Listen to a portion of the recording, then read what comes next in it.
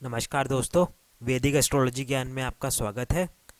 मैं अपना 11वां एपिसोड लेकर आया हूँ आज। मैं आपको फंक्शनल बेनिफिक यानी योग कारक ग्रह और फंक्शनल मेलिफिक यानी मारक ग्रह सिंह लगन की कुंडली में कौन कौन से होते हैं इसकी विस्तृत जानकारी दूंगा।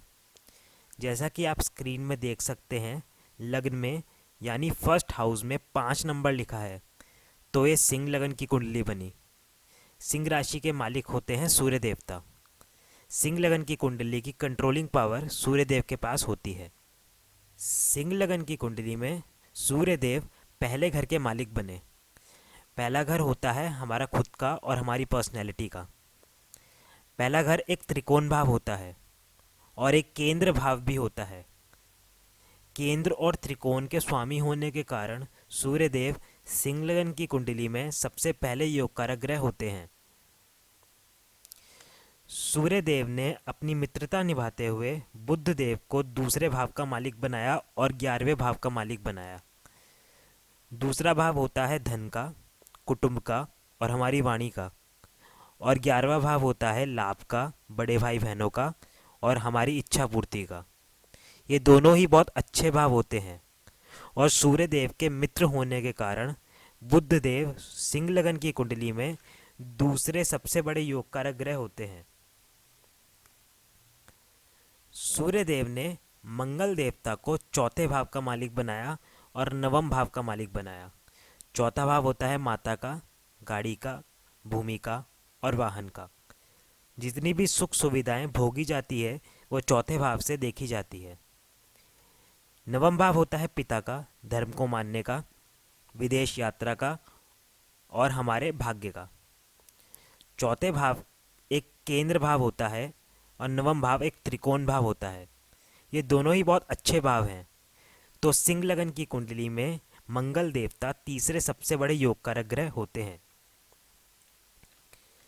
सूर्य देव ने बृहस्पति देवता को पंचम भाव का मालिक बनाया और अष्टम भाव का मालिक बनाया। पंचम भाव होता है हमारे ब्रेन का, संतान का, विल पावर का, लव रोमांस का और अनसर्टेन गेंस का। पंचम भाव हमारे स्टमक का भी होता है। अष्टम भाव होता है ऑब्स्टेकल्स का, ससुराल पक्ष का और हमारी आयु का। पंचम भाव एक त्रिकोण भाव होता है और अष्टम भाव एक दुष्टाना भाव होता है। त्रिकोण के स्वामी होने के कारण बृहस्पति देवता को अष्टम भाव के स्वामी होने का दोष नहीं लगता।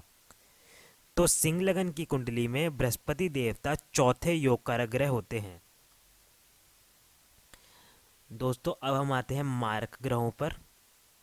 सिंह लगन की कुंडली में मारक ग्रह कौन कौन से होते हैं इसकी जानकारी देता हूं मैं अब।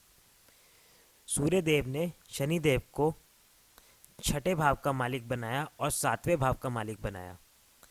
छठा भाव होता है कर्जे का, कंपटीशन का, जॉब का, कोर्ट केसेस लिटिगेशंस का और आपके शत्रुओं का। छठा भाव एक दुष्टाना भाव होता है। सप्तम भाव होता है मैरिज का, डेली वेजेस का और पार्टनरशिप्स का। सप्तम भाव एक अच्छा भाव होता है, लेकिन अष्टम टू अष्टम थ्योरी के अकॉर्डिंग सप्तम भाव का मालिक यदि लग्न लॉर्ड का एंटी पार्टी हो या शत्रु हो तो वो मारक ग्रह होता है। शनिदेव सप्तम भाव के मालिक बने और लग्न लॉर्ड सूर्य के अति शत्रु होने के कारण ये एक मारक ग्रह होते हैं। सूर्य देव ने चंद्रमा देवता को 12वें भाव का मालिक बनाया।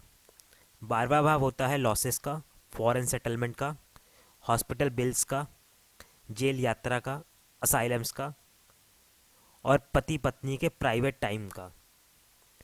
12वां भाव एक दुष्टाना भाव होता है। तो सिंह लगन की कुंडली में चंद्रमा देवता दूसरे मारक ग्रह होते हैं। दोस्तों, अब हम आते हैं समग्रह पे। एक तीसरी कैटेगरी होती है समग्रह। सूर्य देव ने शुक्र देव को तीसरे भाव का मालिक बनाया और दशम भाव का मालिक बनाया। तीसरा भाव होता है मेहनत का, छोटे भाई बहनों का और छोटी मोटी यात्राओं का, और दशम भाव होता है हमारे प्रोफेशन का। तो सिंह लगन की कुंडली में शुक्र देव एक समग्रह होते हैं। समग्रह की डेफिनेशन होती है दोस्तों, एक अच्छे घर का मालिक लेकिन लग्न लॉर्ड का शत्रु।